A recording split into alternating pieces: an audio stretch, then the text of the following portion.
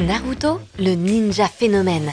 Pour fêter les 20 ans de parution française de cette série incontournable, le musée de la bande dessinée est heureux de célébrer l'œuvre de Masashi Kishimoto avec une exposition inédite qui invite à découvrir ou redécouvrir les temps forts de l'aventure et les atouts de ce manga devenu culte.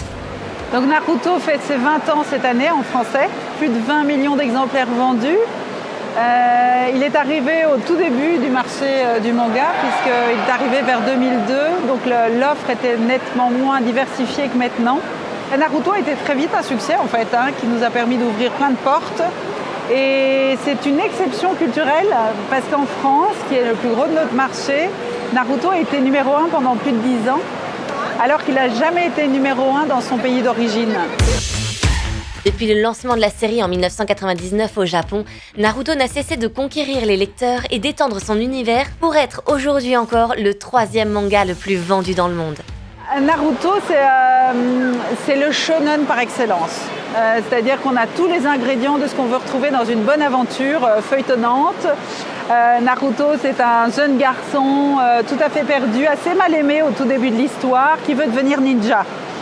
Il va avoir plein d'ennemis aussi, bien entendu, et grâce à la force de l'amitié, il va combattre ses ennemis, etc. Et Masashi Kishimoto, qui est l'auteur original, est un grand artiste qui a une capacité et une force dans la narration qui en fait un des meilleurs auteurs de sa génération. Il a réussi à nous tenir en haleine avec très très peu de moments creux, alors qu'il faut se rappeler qu'un mangaka au Japon, en tout cas dans les shonen, doit remettre un nouveau chapitre toutes les semaines. Un chapitre, c'est 20 pages, et il faut arriver à avoir de la créativité, des idées toutes les semaines qui soient aussi fortes que la semaine précédente, parce qu'il n'y a pas d'arrêt dans le rythme. C'est pendant ces 72 tomes, c'est ce rythme-là qu'il a dû tenir.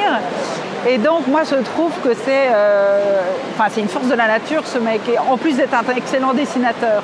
Et ce qui est étonnant avec Naruto, comme avec le manga en général, c'est tous ces mangakas ont trouvé un langage universel qui touche tous les jeunes du monde entier.